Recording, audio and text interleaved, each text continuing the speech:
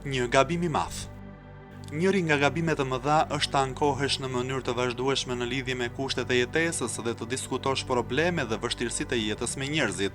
Në këtë mënyrë njeriu pakson vlerat personale të tij duke nënvlerësuar veten dhe duke komprometuar dinjitetin e tij.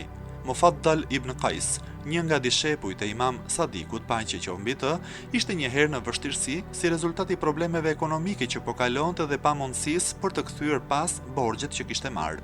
Një ditë shkoi për të takuar imamin dhe filloi të ankohej për kushtet e jetesës. Ai përshkroi shqetësimin e tij me këto fjalë: "Jam në borxh dhe nuk e di se si do t'i paguaj. Nuk kam të ardhura për të përballuar shpenzimet ditore. Jam i shushatur, i përfshirë në presionin e problemeve financiare.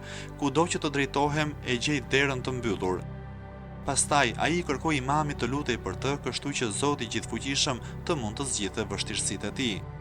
Imam Sadiku, paqja qoftë mbi të, thiri shërbëtorin e tij dhe i tha: "Më sill qesen me flori që dërgoi Mansuri." Ai ia solli me një herë qesen. Pastaj imami tha Mufaddalit: "Në këtë qese ke 400 dinar të artë, përdori ato për të përballuar nevojat e tua." Mufaddali tha: "Unë nuk i përmenda problemet e mia për këtë gjë, unë dua vetëm që ti të lutesh për mua." Imami u përgjigj: "Shumë mirë, unë gjithashtu do të lutem për ty, por mbaj mend, mos i diskuto problemet e tua personale dhe vështirësitë me njerëzit, pasi efekti më i parë që prodhon kjo gjë është që ti dukesh se je përballur me një dështim në jetë dhe ke rënë poshtë. Është e qartë se kjo do t'i ul vlerat në sy të tjerëve, do të dëmtoj vlerat personale dhe dinjitetin tënd."